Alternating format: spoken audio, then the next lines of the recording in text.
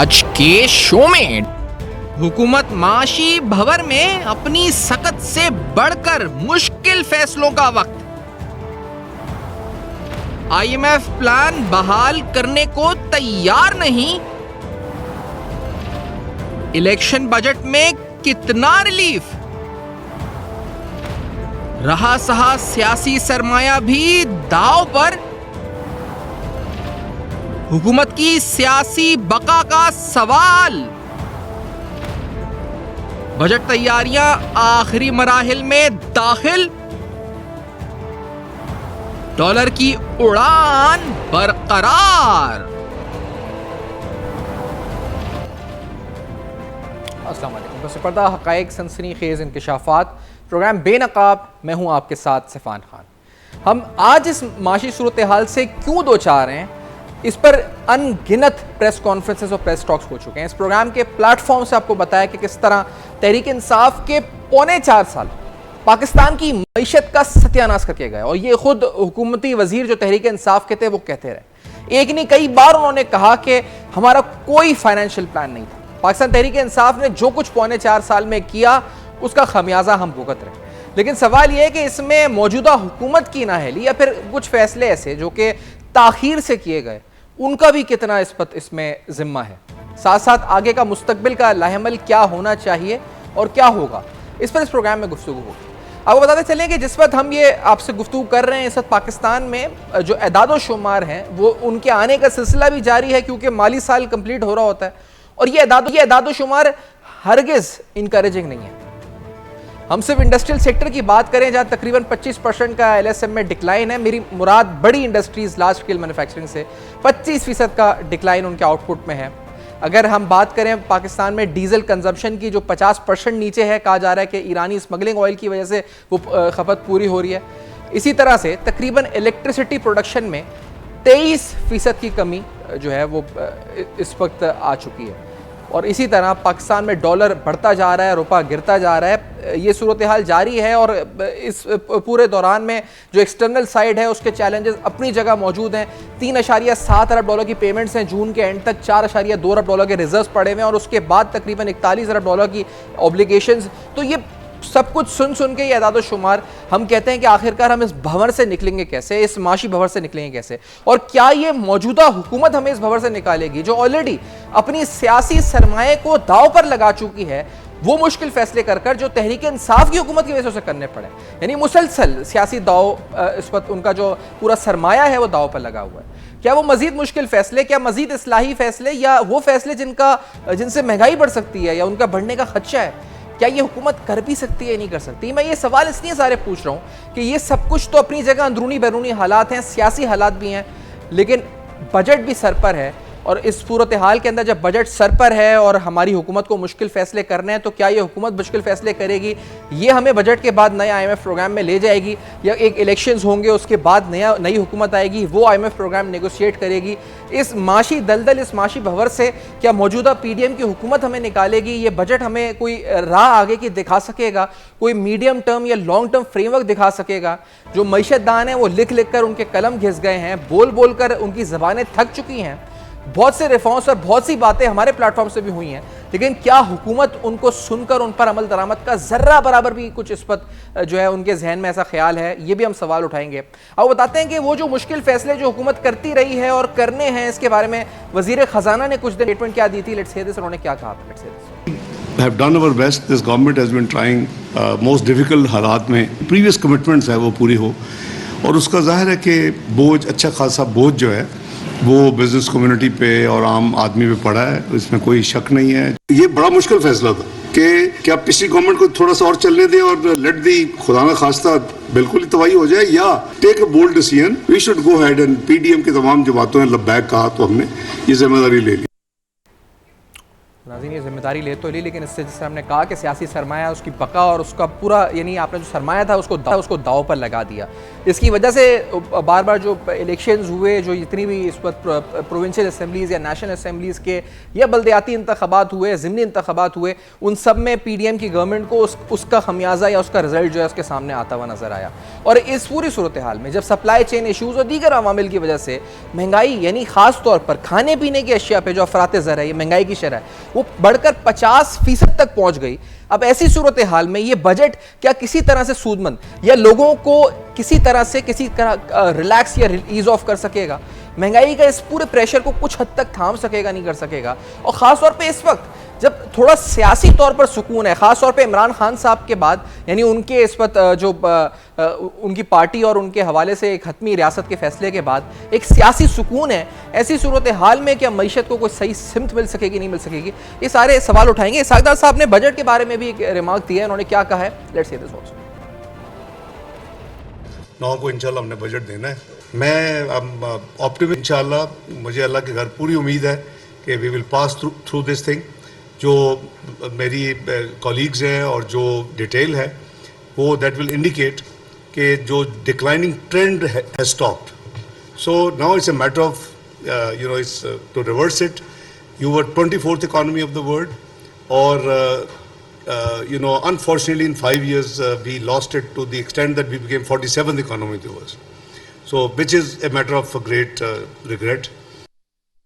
ये रिग्रेट तो है। आज हम जिस हाल में इस पर, जिस तरह हमने कहा कि अनगिनत बातें हो चुकी हैं, क्यों हम इस हाल में पहुँचे, किस तरह मैन्युफैक्चर्ड इलेक्शन रिजल्ट्स 2018, फिर उसका तहरीक इंसाफ और तहरीक इंसाफ के पौने 4 साल। लेकिन आज हमें ज़रूरत है एक इकनॉमिक रोड मैप की। हमें ज़रूरत है उन तमाम क्रूशल एलिमेंट्स को अपने इकोनॉमिक गोल्स में सेट करने की, जिससे हमारा सिमत भी दुरुस्त हो सके और हमारे यहाँ ग्रोथ भी आ सके। हमें ज़रूरत है वेल डिफाइंड पॉलिसी प्रायोरिटीज़ को डिफाइन करने की कि आखिरकार हमारी पॉलिसीज़ होंगी क्या, और उन पॉलिसीज़ की इफेक्टिव इम्प्लीमेंटेशन, उन स्ट्रैटेजीज़ के हवाले से उनकी ना सिर्फ इम्प्लीमेंटेशन बल्कि उनकी मॉनिटरिंग, यानी उनको देखा जाए, उनको जांचा जाए कि वो इंप्लीमेंट हो रही है नहीं हो रही, और साथ साथ उनको एवेल्युएट किया जाए कि रिजल्ट्स आ रहे हैं नहीं आ रहे। तो इस हवाले से क्या एक इस्लाही बजट और साथ साथ एक ऐसा बजट जो कि इलेक्शन ईयर में आवाम को रिलीफ भी दे सकेगा, क्या हुकूमत दे सकेगी नहीं दे सकेगी? ये सारे सवाल हैं, क्योंकि ये हफ्ता बजट का है तो मईशत पर भी बहस होगी। और इस सियासी माहौल में खास तौर पे जो थोड़ा सा थम रहा है, क्या इस्तेहकाम हमें नसीब हो सकेगा नहीं हो सकेगा, ये सब कुछ आफ्टर दिस ब्रेक बेनकाब में हमारे साथ रहेगा।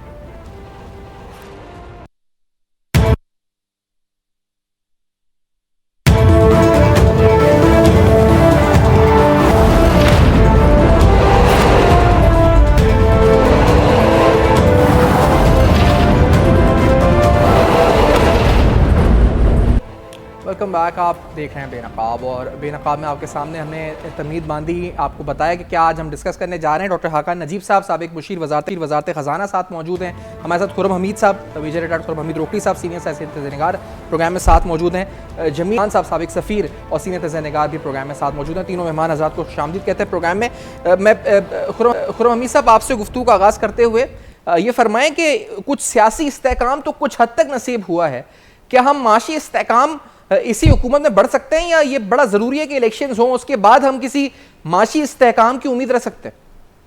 खुर्रम साहब देखिए सफ़ान, माशी इस्तेहकाम जो जलता हुआ टायर गले में पड़ा और मजबूरी की वजह से पड़ा PDM के, और उसको जैसे जैसे वक्त गुजरेगा, जैसे जैसे वक्त गुजरता जाएगा और PDM को जैसे जैसे वक्त मिलता जाएगा तो ये बेहतर परफॉर्म करने की पोजीशन में आते रहेंगे।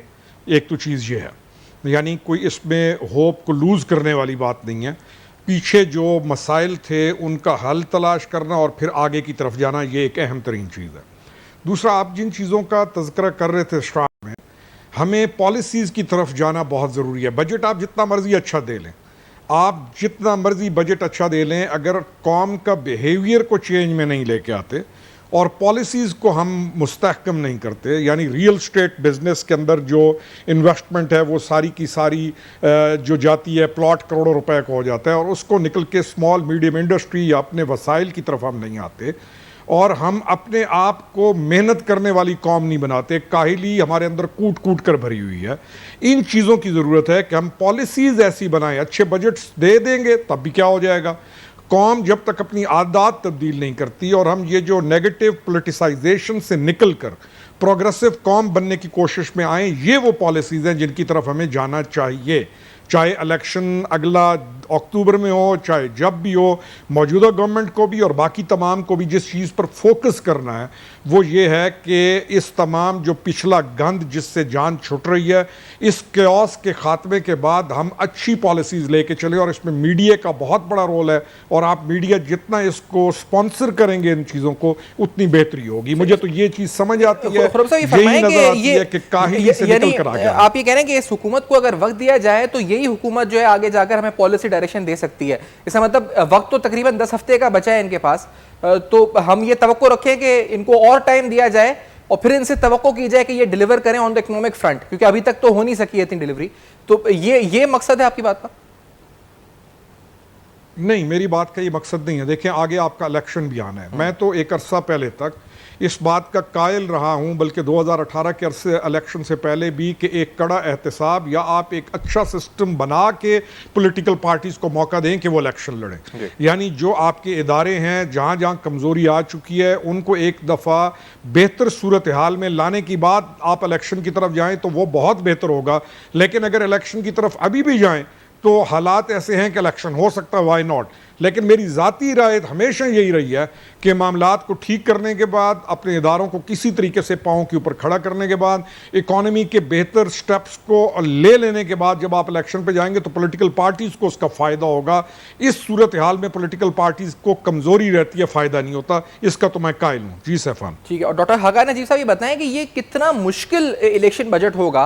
आप बजट देखते आए हैं सालों से, आप सियासी और माशी दोनों तारीख पर गहरी नज़र रखते हैं कि एक इलेक्शन बजट भी है हक्का नजीब साहब, और उसके साथ हमें IMF की शराइत भी पूरी, यानी उनके फ्रेमवर्क में भी रहना है, और न सिर्फ ये बल्कि उसके बाद एक हमें IMF प्रोग्राम में भी जाना है जो हमें बहुत ज़रूरी है, शायद ज़रूरत है जिसकी।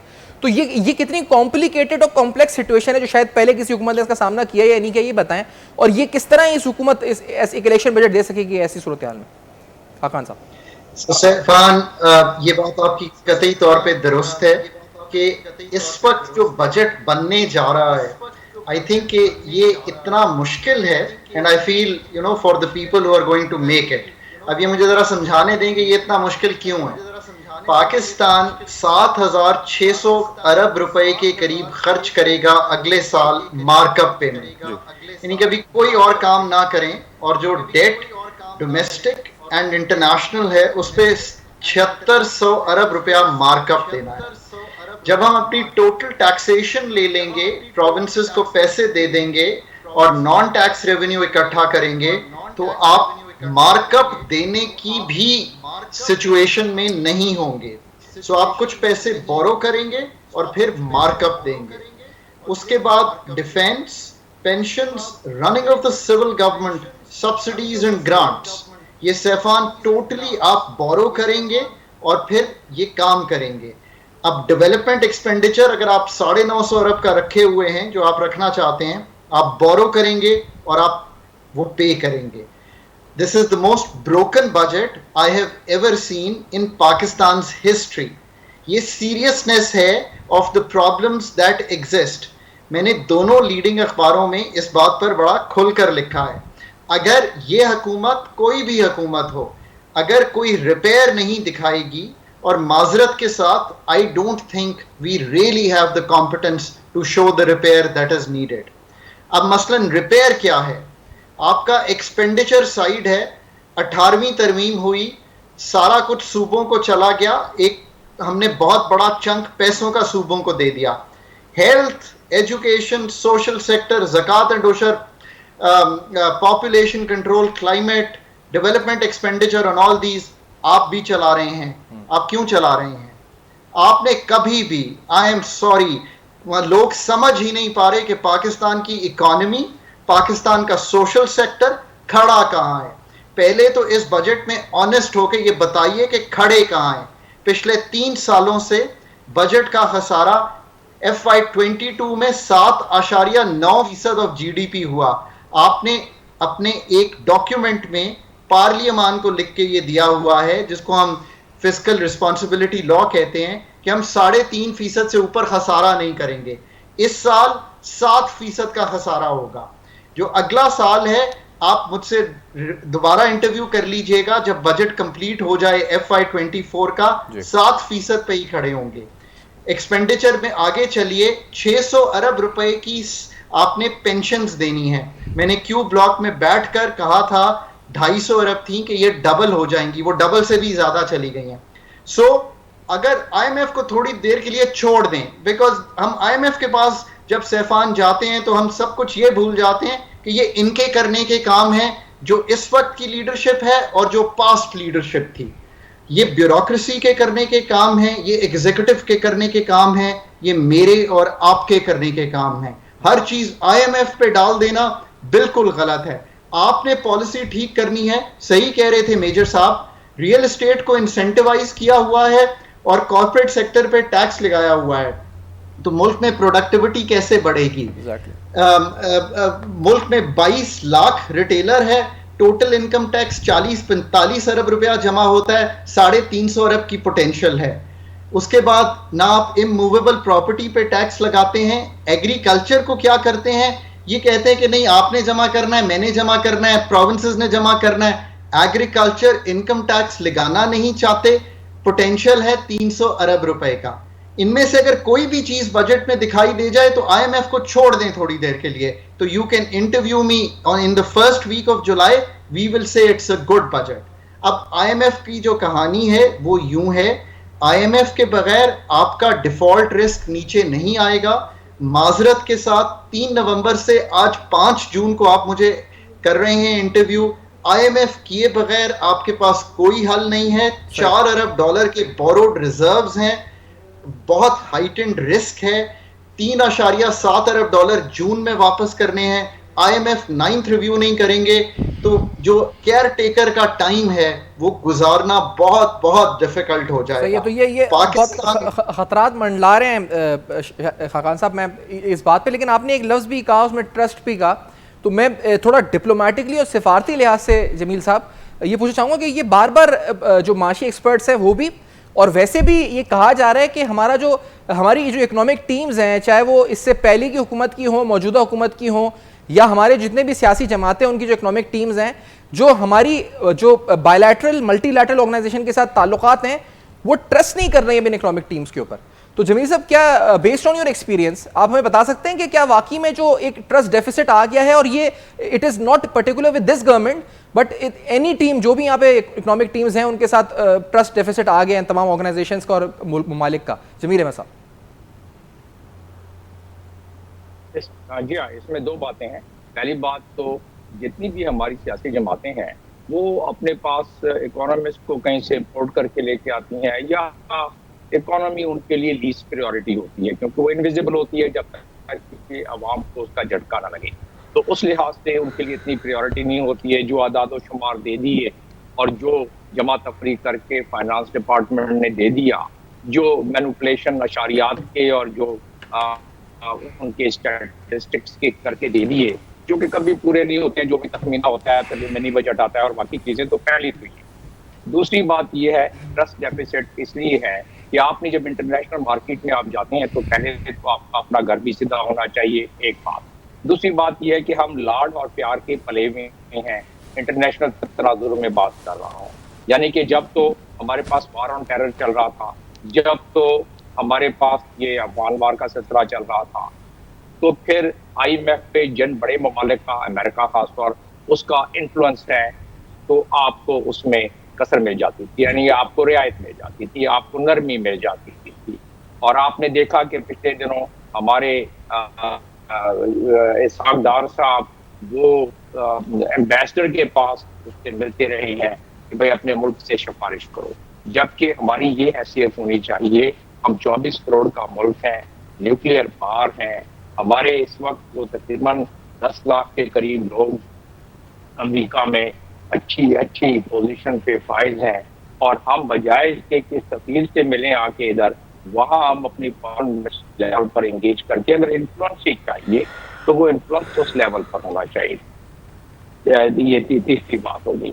चौथी बात ये है कि हमने हमेशा कोशिश की है, हमारी तमाम सियासी जमातों ने, कि वो अशारियात से यानी कि स्टैटिस्टिक्स के साथ खेलें, क्योंकि होता यह है कि जब बजट बुक बनती है, खान साहब इस चीज को ज्यादा समझते हैं, जब बजट बुक बनती है तो आखिरी दिन टेबल कर दी जाती है, या बहुत अगर मेहरबानी की तो पार्लियामेंटेरियंस को एक दिन पहले दे दिया, और वो बड़ी ज़ख़ीम और मोटी किस्म की रिपोर्ट जो है बजट बुक, न कोई उसको पढ़ता है और न पढ़ सकता है एक रात में, न समझ सकता है, वो दी ही इसलिए जाती है कि ना कोई बोले ना कोई समझे, और अगर कोई एक आध समझता है तो कोई एक आध रुपए का वो बजट कट लगा के अपना वो जोश जज्बा पूरा कर लेता है, बाकी सारी की चीजें वहीं रहती हैं। तो खराबी जो है वो अभी कितने लोगों को इस मुल्क में बताया है हमारे वजारत खजाना ने और हमारे काबरीन ने और हमारी सियासी लीडरान ने कि इस वक्त मुल्क जो है हमें तकरीबन 25 बिलियन चाहिए इस साल फाइनेंशियल ईयर में, ताकि हम अपनी कर सकें, अपनी लायबिलिटीज पूरी कर सकें। और हमें तकरीबन इस वक्त हमारा 400% है जो कि डेट टू एक्सपोर्ट रेशो है। तो कोई इनसे पूछे कि वो ममालिक जो डिफॉल्ट कर गए हैं उनका डेट टू जो एक्सपोर्ट रेशो है वो 350 तक ही पहुंचा है, पूरे डिफॉल्ट कर गए हैं। तो हम तो खुशकिस्मत हैं कि अभी तक इन्होंने रोका हुआ है उसको, और मेरी तमन्ना है, मेरी दुआ है, लेकिन दुआ और तमन्ना से अगर बात चल जाए कि डिफॉल्ट रुक जाए नारे, तो हम तो सारे के सारे दुआ और तमन्ना करेंगे, लेकिन उसके साथ कोई अमली कदम, ये बहुत से अवामिल हैं, लेकिन ये अमली कदम उठाने वाली बात। सही। अच्छा, आप कंप्लीट कर लें जमील साहब, प्लीज कंप्लीट कर लें जी आपका क्वेश्चन। जी हाँ, तो ये हमें उसके लिए अमली कदम क्या करना है।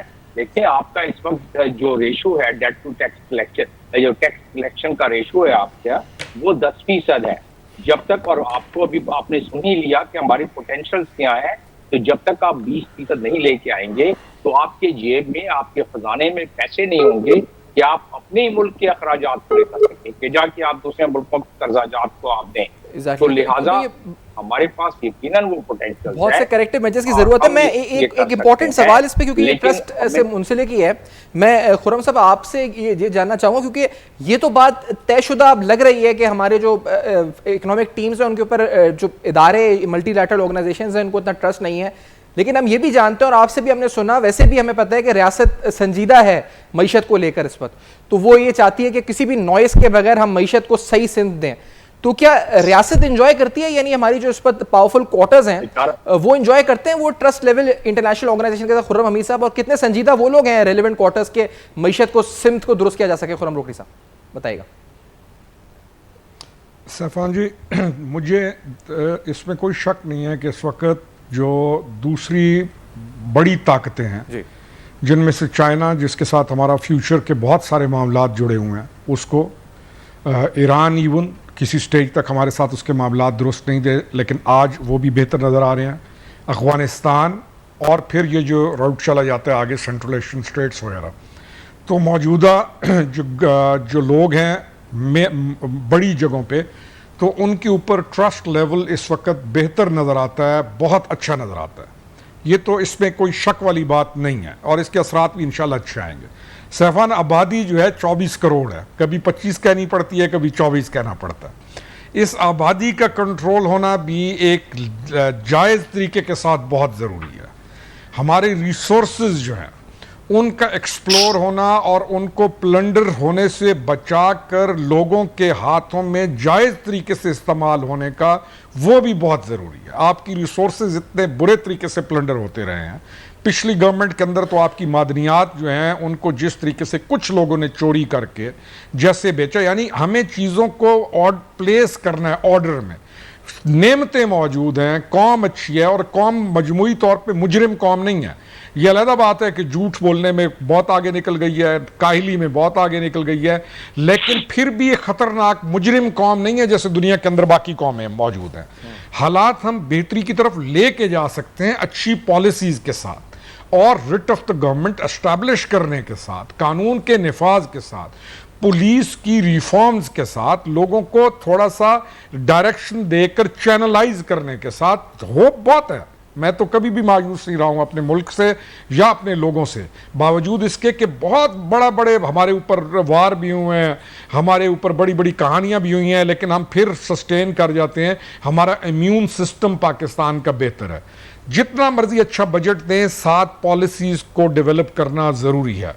मीडिया से लेके बच्चों के तालीमी इदारों से लेके घरों में माओं से लेके बाप तक ट्रेनिंग देना, हेल्थ से लेके अब इन तमाम चीज़ों की तरफ सोचना ज़रूरी है। और ये वो दौर है, अगर हमने इस चीज़ को स्टार्ट किया हमें बहुत अच्छे रिजल्ट्स मिलेंगे। इसी तरीके से इकॉनमी बूस्ट अप हो सकती है। नहीं तो वरना आप जितना मर्जी कुछ लेके आएंगे, साल 2 साल 3 साल अच्छे गुजरेंगे, चौथे साल फिर हम अपनी इन हरकतों की वजह से उन तमाम चीज़ों को ज़ाया साहब ये बताएं कि ये बहुत जो आप कह रहे हैं पॉलिसी एक्शंस हैं बहुत ज़रूरी हैं, लेकिन इनके लिए सियासी इस्तेहकाम ज़रूरी है। ये कुछ हफ्तों की खामोशी सी है, कुछ ना जलसे जुलूस हैं, ना धरने, ना असेंबलियां टूट रही हैं, ना कोई इस्तीफे हो रहे हैं, तो ये बरकरार रहेगी, यानी ये सस्टेनेबल है, तो फिर मईशत कुछ चल सकती है ना खुर्रम साहब। तो इसके बारे में क्या एक्सपेक्टेशन क्या रखें हम? रहेगा ऐसा, ये बेहतर होगा या ये फिर बिगाड़ आ जाएगा, ख़राब हो जाएगा सब कुछ? खुर्रम रोकड़ी साहब, यही तो चीज़ सबसे अहम है। देखें सैफान, हम शदीद तरीन कयास के खात्मे की तरफ हैं इस वक्त। जो पिछला गवर्नमेंट का और फिर इस जो पिछली गवर्नमेंट गई और उसके बाद का जो एक साल है पूरा, वो एक अजीम तरीन कयास का साल है। और आज ज़रा सा माहौल जब ठंडा होना शुरू हुआ है और चीज़ों को कंट्रोल करना शुरू किया है, तो कयास ने ख़त्म होना शुरू कर दिया। और आपको और हमें भी ज़हनी तौर पे जो इर्ताश था या जो हैजानी कैफियत थी कलूब के अंदर, उसमें सुकून महसूस हो रहा है। तो इसका मतलब है कि बेहतर हो सकता है। इसका मतलब है कि अगर हम बेहतरी करना चाहें तो बेहतरी हो सकती है। अब इसको सस्टेन करना और इसको दायमी तौर पर आगे लेके जाना, ये एक कौम की सूरत में हमने लेके जाना है। और इसके लिए हमें मेहनत करनी पड़ेगी, इदारों को भी करनी पड़ेगी, गवर्नमेंट को भी करनी पड़ेगी, और इंशाल्लाह अवाम को भी एक टाइम आएगा, समझ आ जाएगी कि बेहतर रास्ता कौन सा है। जी सफान, आपने इम्यून सिस्टम की बात की है। मैं खाकान नजीर साहब, हम ये तो हम कह रहे हैं कि हमने डिफ़ॉल्ट को अवर्ट किया है, लेकिन आज भी जो करेंसी पैरिटी रेट्स मैं देख रहा था कुछ देर कबल, श्रीलंका के जो डिफ़ॉल्ट कर चुका है और पाकिस्तान के, तो और उसके साथ कुछ डेट के नंबर्स भी, पब्लिक डेट के आए हैं नंबर्स, वो भी हमने देखा कि उसमें कितना इजाफा 1 साल के दौरान हुआ है। तो ये फ़र्क क्यों है? पहले तो ये ज़रा मुझे समझाएं, आम ले मैन की तरह के मैं नहीं समझ पा रहा कि एक मुल्क जो डिफ़ॉल्ट कर चुका है उसकी करेंसी स्ट्रॉन्ग अगेंस्ट डॉलर, हमारे कंपैरिजन में कि we have not defaulted yet अल्हम्दुलिल्लाह, तो हम तो कह रहे हैं कि हम स्ट्रॉन्ग, हम अवॉइड कर रहे हैं डिफॉल्ट। तो व्हाई इज दिस? ये क्यों है खाकान नजीब साहब? So Saifan, this is the crucial question that the whole of Pakistan needs to really understand. Pakistan के खित्ते के 2 ममालिक, बांग्लादेश और श्रीलंका, ये दोनों जो थे, श्रीलंका ने क्या किया कि उन्होंने डिफॉल्ट किया, IMF में नहीं गए, तो उनको डिफॉल्ट हो गया। अगर वो IMF में डिफॉल्ट करने से पहले चले जाते तो श्रीलंका भी डिफॉल्ट ना करता। अच्छा, अब डिफॉल्ट हो गया तो फिर क्या करना पड़ा? Then they even had to go to IMF। IMF ने उनकी रीस्ट्रक्चरिंग शुरू की। उनका रुपया मार्च में 360 रुपए के करीब था, just before they went to IMF। उसके बाद यूं हुआ कि मार्च में IMF होता है और IMF होते होते ही उनका रुपया, आज जब मैं आपसे बात कर रहा हूं तो स्ट्रेंथन होके 290 रुपए पे आ गया। पाकिस्तान का रुपया इसी टाइम में हैज स्लिड डाउन, और ओपन मार्केट और इंटरबैंक का फर्क भी बढ़ा। और दूसरी चीज ये हुई कि श्रीलंका ने फिर डेट रीस्ट्रक्चरिंग कर ली, जिसकी पाकिस्तान को भी अब रीस्ट्रक्चरिंग की नहीं बट डेट रीप्रोफाइलिंग की जरूरत है। अगेन बजट में हमें डेट रीप्रोफाइलिंग दिखाई देनी चाहिए, बिकॉज ये 7,500 अरब का जो कर्जा हमने पे करना है इन टर्म्स ऑफ मार्कअप, ये सस्टेनेबल ही नहीं है हमारे लिए। अब आ जाइए बांग्लादेश की तरफ। बांग्लादेश जो था उसने ये देखा कि मेरे 35 अरब डॉलर के ज़खायर हैं। Let me repeat that figure for the whole country, 35 billion dollars के ज़खायर थे। उन्होंने प्रीएम्प्टिवली IMF के साथ गए ताकि वो दुनिया को प्रूव कर सकें कि हमने इंटरनेशनल आर्किटेक्चर में जो डॉक्टर आके स्टैंप ऑफ अप्रूवल देता है कि आप रिफॉर्म पाथ पर हैं, हमने उसका साथ दे दिया है प्रीएम्प्टिवली।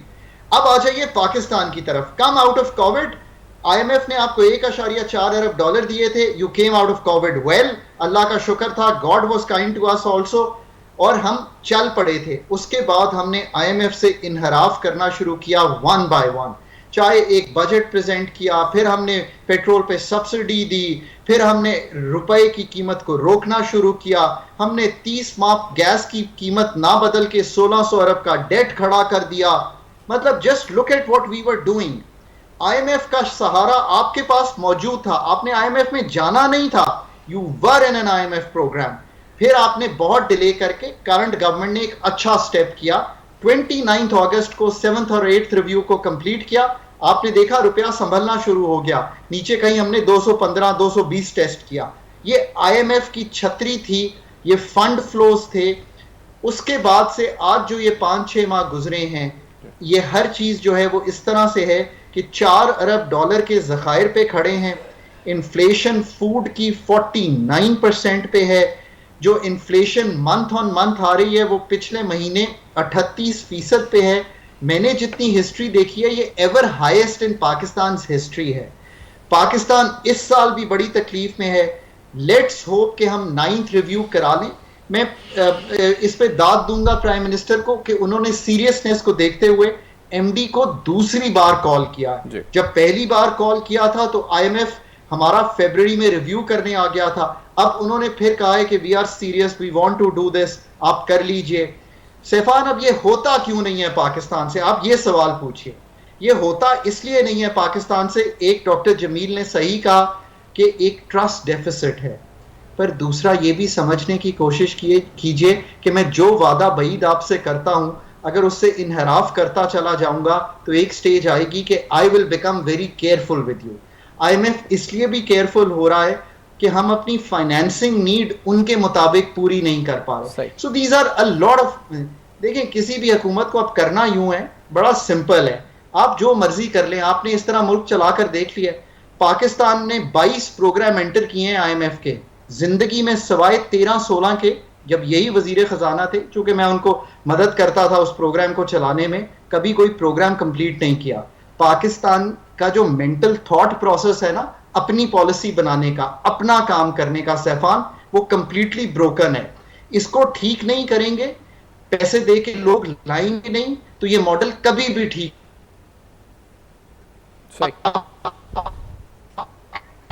पास।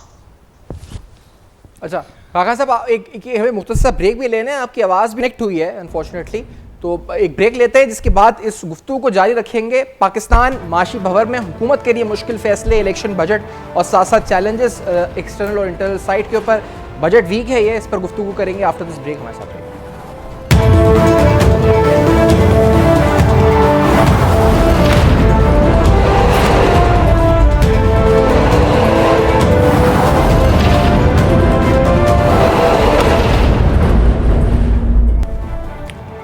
बैक, आप देख रहे हैं बेनकाब, और आज बेनकाब में सियासी सूरत हाल जो थोड़ा थोड़ा बेहतर होना शुरू हुई है। माशी इस्तेहकाम क्या नसीब हो पाएगा, नहीं हो पाएगा, खासतौर पर पाकिस्तान को जिन बेशुमार चैलेंजेस का सामना है, क्या मौजूदा हुकूमत हमें उन चैलेंजेस से निकाल सकेगी, नहीं निकाल सकेगी? ये बजट जिससे हम तवक्कुआत वाबस्ता रख रहे हैं, ये IMF के फ्रेमवर्क में रहते हुए किस तरह आवाम की उम्मीदों पर और साथ साथ सियासी बका के लिए मौजूदा हुकूमत की सूदमंद साबित हो सकेगा, ये सारे अहम सवाल उठा रहे हैं। मैं इससे पहले डॉक्टर जमील आपका मौक़िफ़ लूँ।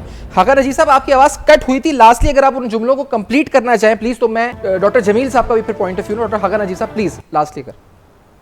So what I'm going to say is कि हुकूमत ने बड़ा सीरियसली इस चीज को लिया है कि IMF का प्रोग्राम करना है और 9th रिव्यू को कंप्लीट करना है। आई एम ग्लैड कि the prime minister has spoken at the highest level. So यही उम्मीद करते हैं कि 9th रिव्यू कंप्लीट हो जाए।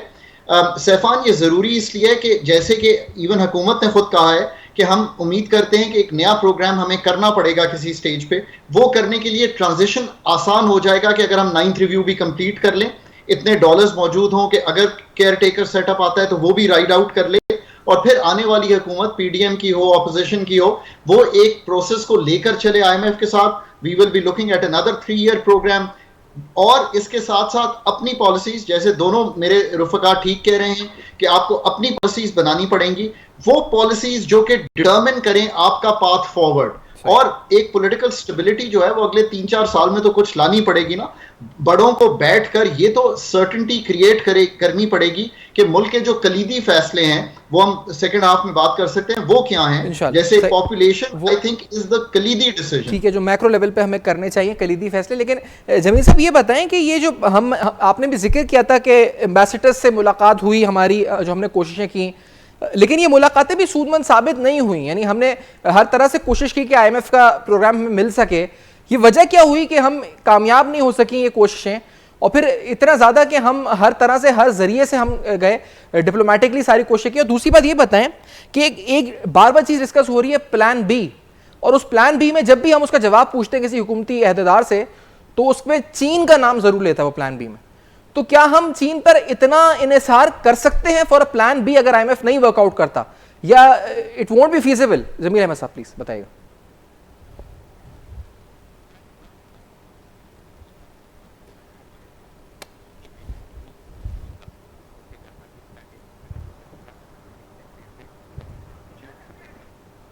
पॉइंट ऑफ व्यू से, जिस तरह के हम वॉर अगेंस्ट टेरर में थे और जिस तरह के हम अफगान वार के मामले में जिया के जमाने में थे, तो अब हम इतने फेवरेट नहीं रहे, लिहाजा और इतने डॉलर भी अब नहीं बरसते उस लिहाज से जो पहले बरसते थे। और आपको हमें सारों को पता है कि क्यों आपके पास वक्त कम है, इसलिए उसका तस्करा मैं समझता हूँ कि ज्यादा इस वक्त जरूरी नहीं है। तो अब आ जाते हैं कि चीन, यस, जो इस वक्त मंजरनामा है जियो पॉलिटिकल, उसमें चीन की अहमियत क्यों है? चीन की अहमियत इस तरह है कि हम अब चीन की तरफ ट्रांजिशनल फेज में है। अपने साजो सामान, अपने मिलिट्री साजो सामान और बकिया मामला में हम उस ट्रांजिशनल फेज में है, लेकिन इस ट्रांजिशनल फेज को भी अभी कई बरस लगेंगे। लेकिन अगर आईएमएफ ने इसी तरह जारी रखा और हमारे भी करतूत अगर इसी तरह रहे कि हम 10 मरतबा आईएमएफ को 22 फरवरी 2021 से लेके या 22 से लेके अभी तक हम आईएमएफ के कंडीशन पे एग्री करने के बाद पुरानी उठेंगे, तो जाहिर है जो वहाँ स्टाफ लेवल लोग बैठे हैं उनका सियासत व्यासत से कोई ताल्लुक नहीं, वो अपना टेक्निकल काम करते हैं। हाँ, अलबत्ता उनके बड़े कभी कभी उन्हें लुकमा दे देते हैं, लेकिन जब वो जाता है बोर्ड में, तो वहाँ बोर्ड में क्योंकि डायरेक्टर उन पर इन्फ्लुएंस है उन ममालिक का जिनका आईएमएफ में ज्यादा कंट्रीब्यूशन है, जैसे कि अमेरिका, तो वहाँ कुछ बात बन जाती है। और इसीलिए इससे पहले जो स्टेट डिपार्टमेंट लेवल पर भी पाकिस्तान ने कोशिश की थी अमेरिका में, यूएस में, कि वो भी हमारी मदद करें, वहां से भी कोई खातिर खा जवाब नहीं आया। देखिए, ये तमाम चीजों को समझने के लिए हम सारे समझते हैं कि जब इस सूरत में कोई आपकी बात माने, आपको कोई वक्त दे, कोई आपको का वजन समझे, कोई आपका भारीपन समझे, उसी सूरत में मुमकिन है कि जब आप अपने घर में मजबूत हो। अभी तो तस्करा हुआ, हम तीनों ने किया तस्करा यहाँ आपके पैनलिस्ट ने, कि हमें सियासी इस्तेहकाम की जरूरत है। अब जो सियासी इस्तेहकाम आया है, हम तो कहते हैं ये अवाम जब 49% 49% फूड इन्फ्लेशन हो गई है, जबकि 38% आपका मजमूई इन्फ्लेशन हो गया है, जबकि आपका डेट टू जीडीपी रेशो आपकी अपनी कानून की खिलाफ वर्जी करते हुए 85% हो गया है। अगर हुकूमत सही कह रही है, मेरे ख्याल में तो इससे भी ज्यादा है। तो वो उस सूरत में, और जब आपका एक्सटर्नल डेट 131 ट्रिलियन तक पहुंच जाए, तो उस सूरत में आपको अवाम को कुल वचन से काम नहीं चलेगा, आपको सियासी इस्तेहकाम को एक लॉन्गर पीरियड के लिए रखना पड़ेगा। वो कैसे आती हैं? अब लोग जो खुदकशी कर रहे हैं और पाकिस्तान कर रहे हैं, वो इस नतीजे पर पहुंच गए। हालांकि मेरा अपना मानना यह है कि जमहूरियत से बेहतर है किसी भी मुल्क के लिए, और पाकिस्तान शामिल है, लेकिन अवाम जिस नहज पर पहुंच गया है, मैं आपको शॉर्ट टर्म की बात कर रहा हूँ, लॉन्ग टर्म में तो खुर्रम साहब ने बहुत सारी बातें आपको बतानी कि क्या करना चाहिए, उन्हें 10 साल बाद उसके असरात हों, 20 साल, वो बात। अभी क्या कर रहा है? अभी ये कर रहा है कि हमें इस भूख और नंग से बचाने के लिए इजी स्टेप लेने पड़ेंगे। इन लोगों को जो एक तादाद है अवाम की, यहाँ पर हम तो फिर भी 2 वक्त की रोटियां खा लेते हैं, जो नहीं खा सक रहे हैं, उनके लिए आप आसान से लोग लेके आए, जमीन से लेके आए, एक निजाम लेके आए, दूसरा निजाम लेके आए, तीसरा निजाम लेके आए, जो भी लेके आए, उनकी पेट की आग को बुझा दें। यानी कि कुछ अपनी इकोनॉमिक कंडीशन बेहतर कर रहे हैं, और इकोनॉमिक कंडीशन सिर्फ जुबानी जमा खर्च से नहीं हो सकती।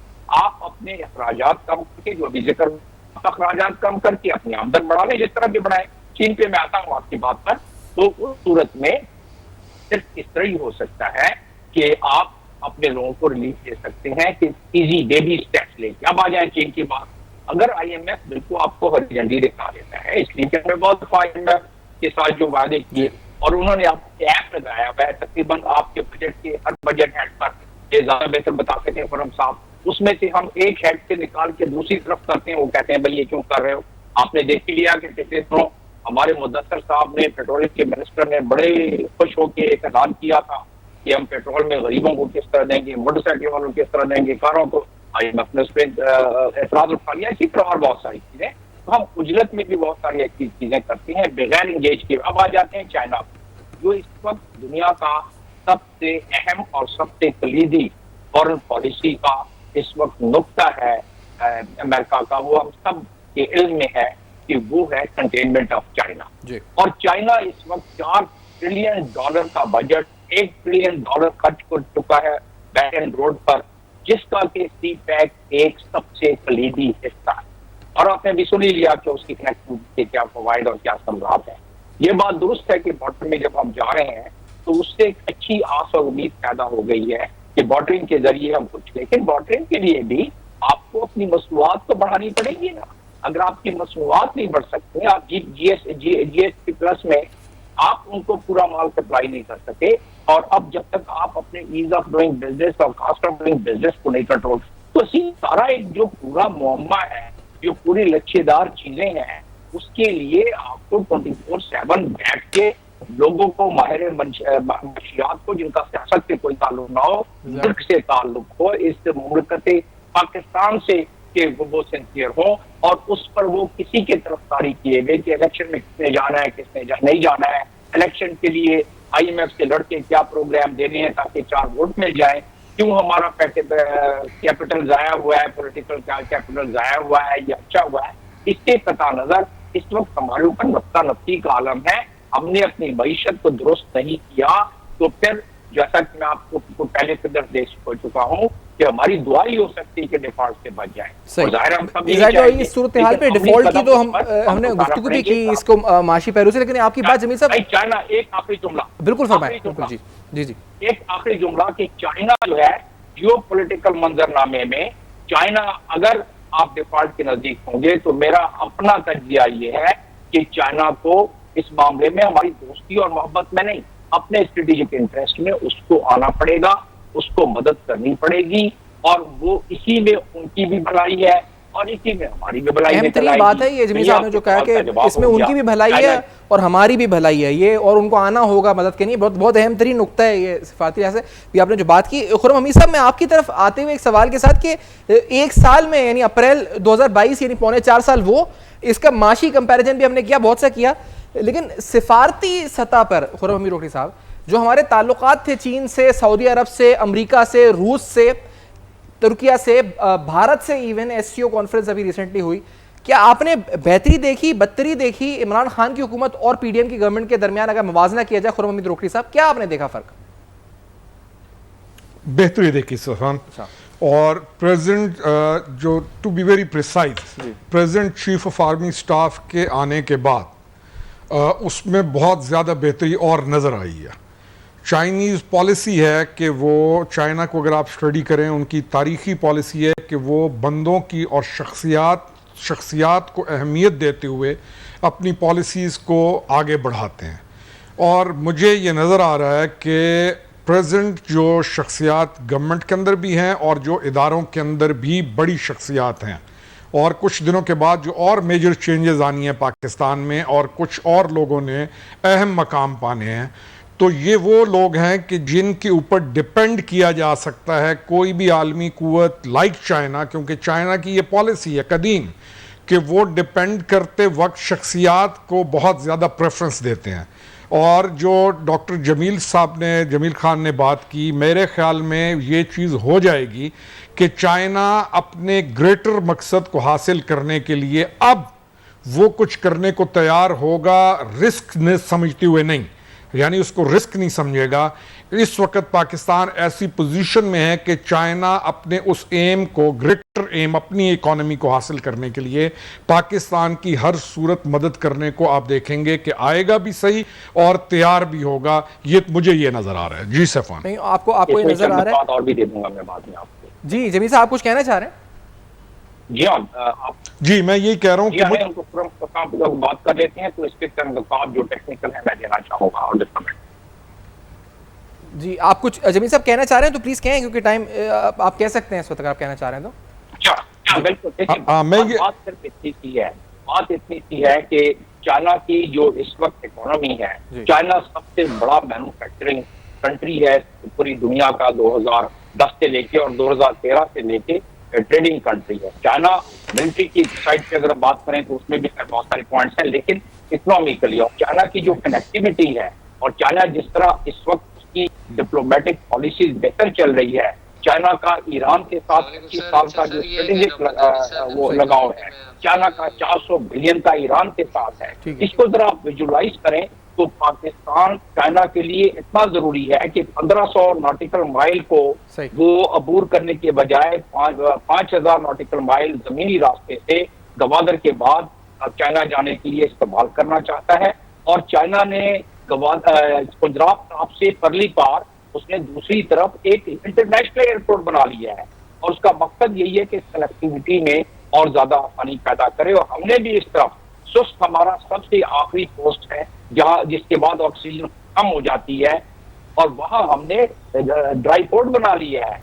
तो उस लिहाज से अगर आप देखें तो जिस तंत्र में हम जा रहे हैं और फिर ये 5G वगैरह की बात फिर बाद में कर सकते हैं, उस तंत्र में हम जा रहे हैं, तो उस लिहाज से अगर हम बिल्कुल डिफॉल्ट के दाने पर खड़े होंगे तो फिर उसके वो आएगा और वो अपने लिए भी आएगा। ये आपने बात की। मैं खाका साहब आपका भी लास्ट इस पे समअप करते हुए चाहूंगा कि ये बताएं, ये जो डी डॉलराइजेशन एक लफ्ज़ है, ये हम बहुत सुन रहे हैं आजकल, भारत इस तरफ बढ़ रहा है, पाकिस्तान, आज मैं एक कॉलम नवीस जो है उनका कॉलम भी पढ़ रहा था इस बारे में कि उन्होंने कहा कि हम ईरान, रशिया और अफगानिस्तान के साथ जा रहे हैं, बार्टर डील्स की तरफ गए हैं बल्कि। तो ये कोई एकदम जिसे कहते हैं मैजिक स्टिक होगी, चीज़ें बदल जाएंगी, इससे मराहल में बदल सकती हैं? डीडॉलराइजेशन जो दूसरे ममालिक जा रहे हैं, चाहे वो अमेरिका के इत्तेहादी हैं या अमेरिका के खिलाफ हैं, क्या हम भी इस रास्ते पे जा सकते हैं? ये कोई सूदमंद फ़ायदेमंद रास्ता है खान साहब?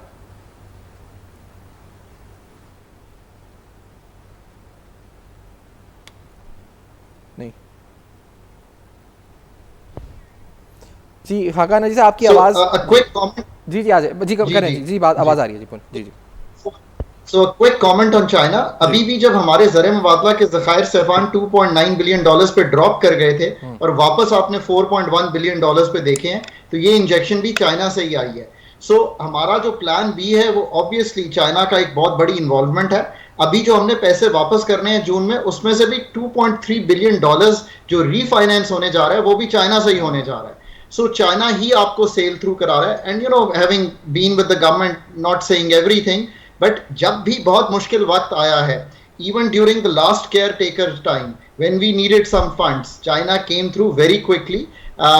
सो इसमें कोई शक की गुंजाइश नहीं है। We all must remember that. But having said that, we must never forget कि इंटरनेशनल आर्किटेक्चर अपनी जगह है। चाइना इतना फंडिंग नहीं कर सकता कि वो हमें इस मसले से निकाल दे। हमें हर सूरत में IMF और इंटरनेशनल आर्किटेक्चर को साथ चलाना है। चाइना आपको ड्रिफ्ट थ्रू करवा रहा है, ये अच्छी बात है।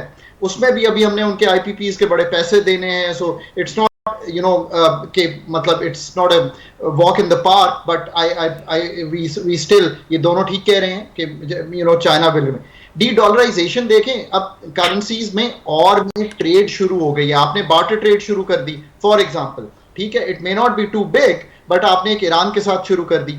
आप अपने खित्ते में अगर देखें तो एक बहुत बड़ी trading opportunity Iran, central Asian republics, China, आप अगर छोड़ भी दें अपने दूसरे नेबर्स को, तो आपके पास इतनी बड़ी एक ट्रेडिंग अपॉर्चुनिटी है। युआन के साथ भी ये चीज डेवलप हो रही है कि हम उनके साथ ट्रेड कर सकें। एक पांडा बॉन्ड भी है जिसमें हम युआन में बोरोइंग करते हैं। सो ऑब्वियसली ये चीजें डेवलप करेंगी। चाइना के साथ पर ट्रेड भी करें। सिर्फ ये जो सीपेक के मंसूबे जो कि 11,000 मेगावाट लग गए, जिससे डेट रेज हो गया, जब तक सेकंड फेज ऑफ सीपेक नहीं होता पाकिस्तान को बेनिफिट नहीं आएगा जिससे हम अपनी एक्सपोर्ट्स को पिकअप कर सके, which should be your future. बहुत शुक्रिया खाका नजीब साहब, खुर्रम हमीद रोकड़ी साहब, जमील अहमद खान साहब, प्रोग्राम में आपने ज्वाइन किया और अपना हवाले से दिया।